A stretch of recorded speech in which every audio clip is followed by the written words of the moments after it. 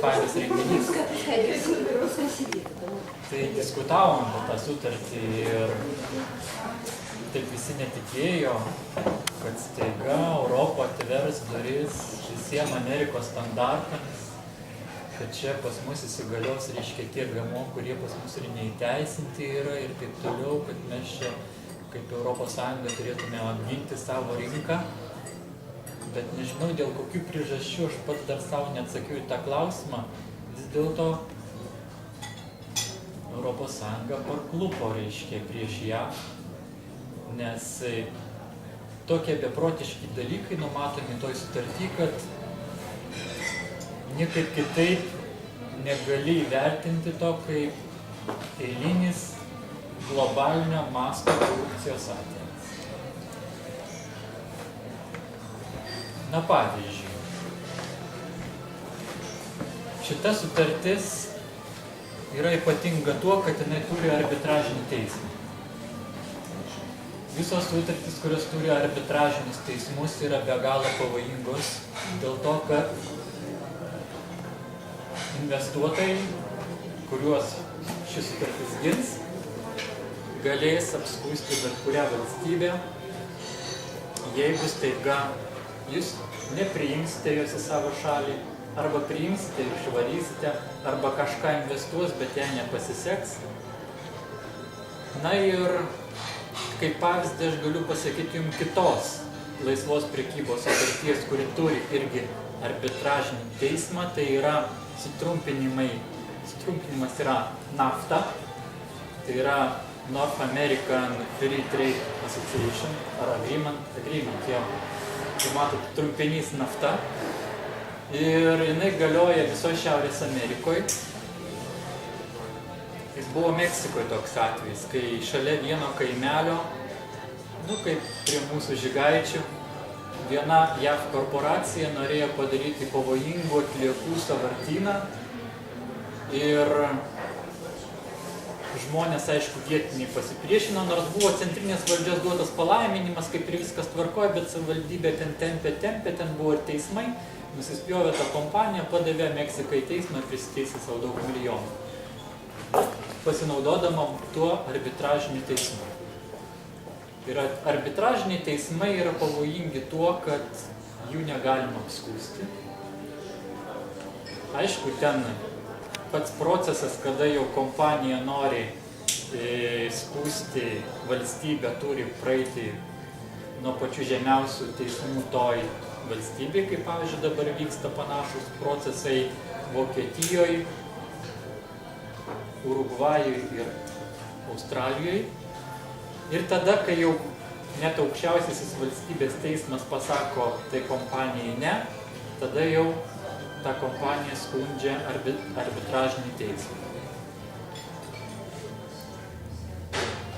Meksika, aišku, tenai kitos šalis, kaip Urugvajus, mano paminėtas, kuris dabar kenčia nuo tabako kompanijos Philip Morris, atrodo tokios, vis tiek, šalis arčiau prie trečiojo pasaulio, negi mes, būdami Europos Sąjungos nariai, nusileisim iki tokį lygį, bet Australija, tokia išsivyščiusi šalis ir tą pakliuvo.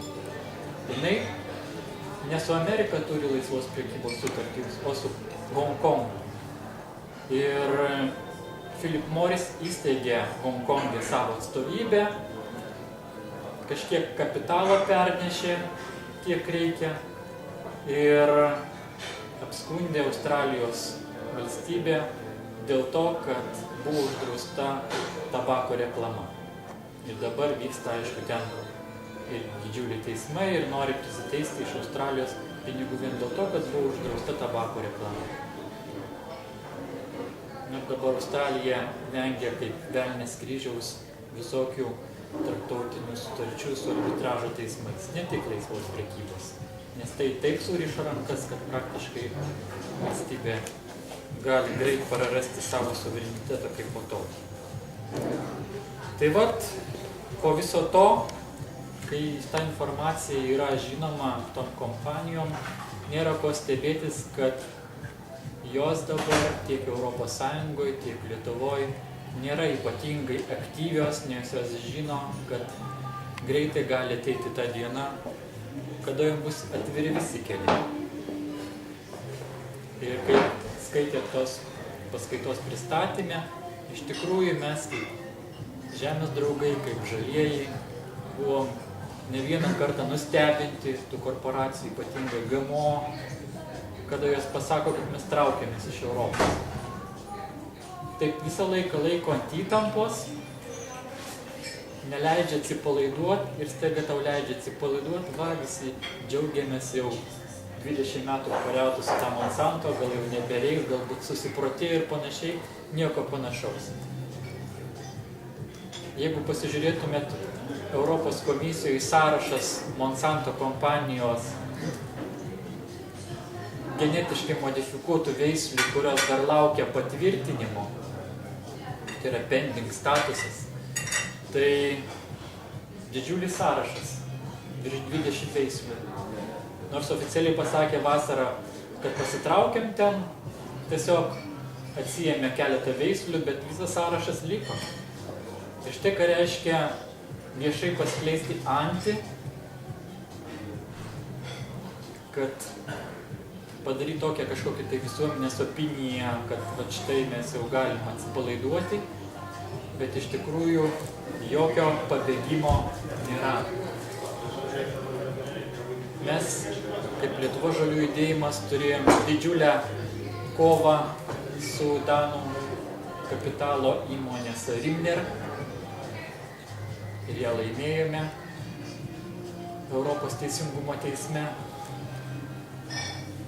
Bet ta kompanija nuolatos reiškia spaudžiama tiek visuomenės, tiek aplinkosaugos organizacijų gazdino vyriausybė, kad mes su savo visom investicijom pasitrauksim į Rusiją, bus mūsų visos investicijos Rusija ir panašiai. Bet jie to nepadarė. Jie tik tai ten kiaulės veža Lietuvoje užaugintas, mums tik tai savo srutas palieka. Tai lygiai tas pats ir su tom GMO kompanijom, lygiai tas pats ir su to Chevronu, kuris pasitraukė dabar neva iš Lietuvos ir Rumunijos kai kurių konkursų, bet iš spaudos galima suprasti, kad pasitraukė vos ne apskritai ir dėl to mes turėtumėm labai graužtis, reiškia ypatingai valdžia, kad kažko nepadarė arba nesukūrė palankę investicinę aplinką, nors čia Lietuva jau viena pirmaujančia Europoje pagal investicinę aplinką laikoma pagal paskutinius rodiklius. Bet ką tai reiškia sukurti investicinę aplinką tokiem teršėjim?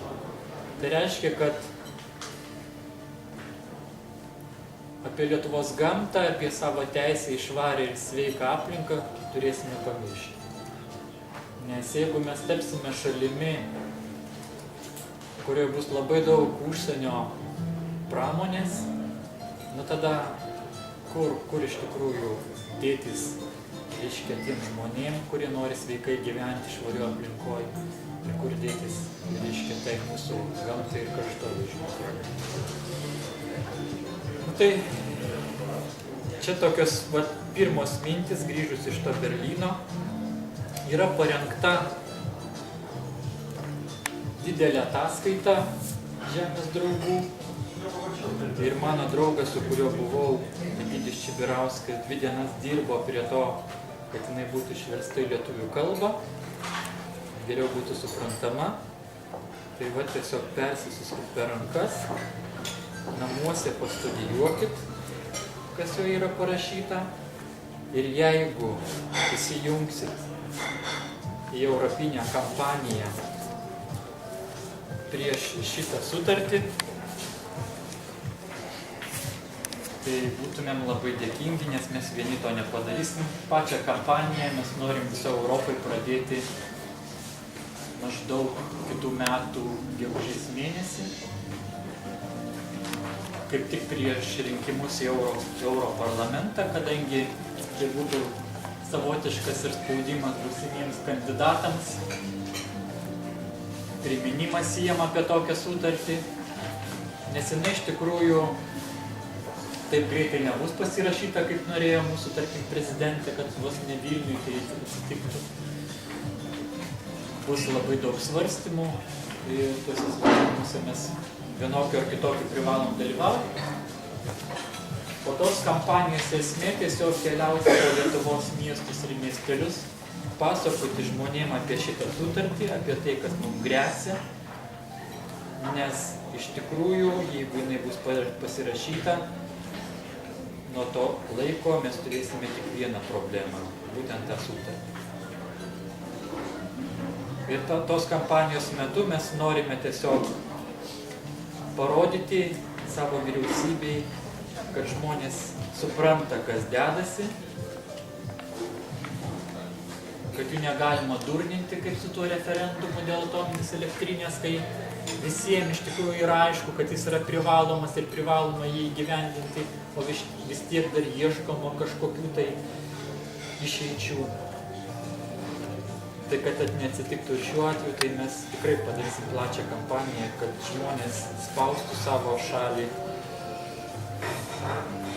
kad jie nepritartų to sutarčiai. Nes tai tikrai pasitarnautų tik tai mažai saujeliai žmonių, stambių verslininkų, bet ne apskritai visos visuomenės labui. Na ir dar viena nemaloni naujiena, kurią parsivežė už to paties Berlyno, tai yra tai, kad nežiūrint į tai, kad aprimo tie visi GMO reikalai ir niekas čia nesiveržė pas mus kažko auginti, bet va štai šiandien Europos komisijoje buvo susitikimas, kurio metu buvo nuspręsta pasiūlyti patvirtinti komerciniam auginimui naują kukurūzų veislę, kuri vadinasi 1507.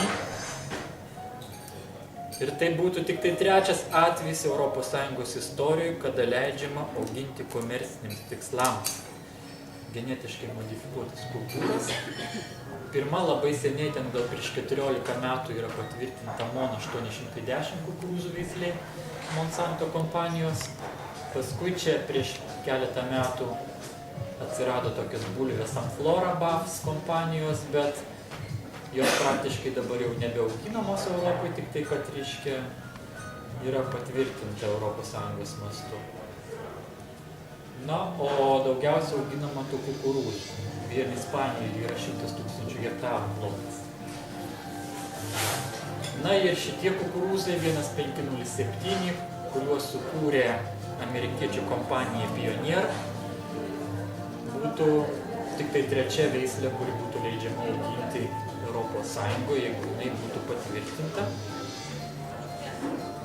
Ir panašu, kad Europos komisija nori ją patvirtinti apeidama visus tuos įprastus barjerus, Europos parlamentą, Europos tarybą ir panašiai, pasiremdama tik tai Europos maisto saugos agentūros nuomonė, kuri, kaip mes žinome, yra labai visą laiką būna palanki šitiems GMO platintojams. Plačiau apie tą veislę galiu pasakyti tik tiek, kad jeigu žinoma, kad ta MON 810 veislė yra sukurta taip, kad jinai gamintų pati savyje pesticidą skirtą kovą su vabzdžiais, ta prasme, koks nors drugelis užvalgęs to kukurūzo jisai nudvėsta, tai būtent šitoj naujoj veislėj kukurūzų tas augalo viduj insekticidas yra 350 kartų stipresnis už tuos kukurūzus, kuriuos mes dabar auginam Europoje. Na ir tai būtų nepalyginamai didesnė grėsmė, pavyzdžiui, bitėms, kurios renka žiedadulkes, ir žinoma, kad nuo kukurūzų jos renka labai daug žiedadulkių. Ir tai yra vėjo apdulkinamas augalas ir kukurūzų žiedadulkių yra praktiškai visur aplinkoj, 10 km spindulių, kur tik tai jos auga pasėliai šitie. Ir dėl to, pavyzdžiui, Europoje yra ne viena studija padaryta, kad miršta visa eilė drugelių rūšių, kurie net neprisiliečia prie tų kukurūzų, bet jų vikšrai, pavyzdžiui, spungia, yra toksai gražus drugelis, valgo dilgėlės lapus, o ant tų dilgėlės lapų yra nusėdę, reiškia, tų kukurūzų žiedadulkių ir dėl to žūna, tie, reiškia, tų spungių vikšreliai. Tai yra labai didelė tarša aplinkai. Na, žinoma, medui taip pat. Ir dar viena blogybė šitos naujos veislės yra ta, kad skirtingai negu įprastai, kai GMO būna sukurta atspari herbicidui rundapui, prasme glifosatui, šitas augalas yra sukurtas atsparus 10 kartų nuodingesniam glifosatui, tai yra glifosinatas, kuris Švedijoje yra jau uždraustas.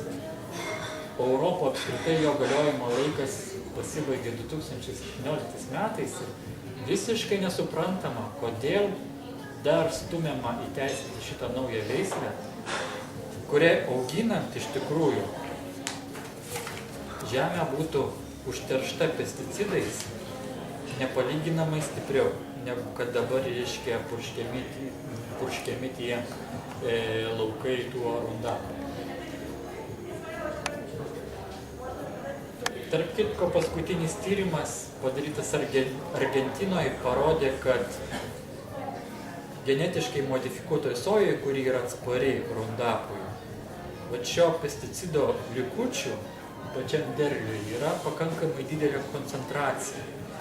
Ir tai iš karto atsako į klausimą, kodėl europiečių šlapime yra tokia didelė koncentracija to rundapo, jeigu mes ne vienas nedirbame žemės ūkyje, tiesiogiai neturim sąlyčio su jo, reiškia, produktais, bet, reiškia, visur, kur buvo atlikti 18 valstybių šiais metais tyrimai europiečių šlapimo mėginių, buvo nustatyta, kad nuo 40% kur nors Vokietijoje iki 90% Maltoje, 70% Lenkų, reiškia, savo šlapime turi, reiškia, pakankamai aukštas koncentracijas to glifosato. Ir iš karto prisimenu anksčiau darytas mūsų dar laidas televizijos apie tai, kaip lietuvių ūkininkai prieš nukulimą nupurškia javus tuo pesticidu ir neva aiškina, kad nieko čia tokio, ir maisto veterinarijos tarnyba tą aiškindavo, kad viskas suskyla. Tai vat, reiškia, praeina jisai, tas glifosatas, ne tik, kad, reiškia, iš grūdo šlapimas sveikas ir nesuskylęs, bet iš sojos į pieną ir mėsą ir kiaušinius, ir kai mes valgom tos gyvulinės kilmės produktus, ir net po to jisai praeina, reiškia, mūsų visą organizmą ir dalyvauna, reiškia, mūsų metabolitai ir sutrikdo mūsų hormoninę pusiausvyrą, nes jis turi, kaip profesorė Dalia Brazauskienė pasakojo, savybių, kurios panašios į moteriškus hormonus. Tai čia yra labai didelė problema. Na, žinoma, su tuo glifosinatu, jeigu bus, reiškia, įteisinta, reiškia, ta nauja veislė, tai bus žymiai daugiau rūpesčių ir vat Žemės draugai tiesiog per kelias dienas parengė milžinišką ataskaitą su moksliniais tyrimais, kuo ši veislė bus pavojinga ir netgi jeigu ir tai nepaveiks Europos komisijos, tai beliks iš tikrųjų ryžtis kažkuriai valstybei skųsti Europos komisiją teismui, Europos teisingumo teismui. Ar tą padarytų Lietuva, nors jai priklausytų iš tikrųjų, jinai pirmininkauna Europos tarybai? Vargu. Iš tikrųjų, nors ir deklaruojam, kad esam drąsi šalis, bet stoti prieš Europos komisiją vargu ar Lietuva išdrįstų. Jo labiau, kai supratimas šitos problemos pas mus yra dar pakankamai žemas. Kada galima tikėtis dėl tos naujos veislės kažkokių tai sprendimų, tai pirma svarbi data bus lapkričio 6, taigi labai greitai.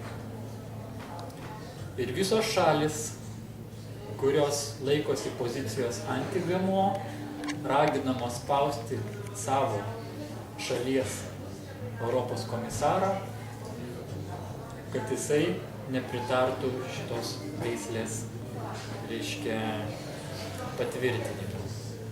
Mes taip pat turėtumėm tą patį daryti su šermeta ir jiems siųsti laiškus. Paskui, jeigu vis dėlto Europos komisija nubalsuos už, tai dar bus keli susitikimai su Europos taryba galutiniam patvirtinimui ir galimos 3 datos, kada, reiškia, šitas kukurūzas bus patvirtintas komerciniam auginimui Europoje.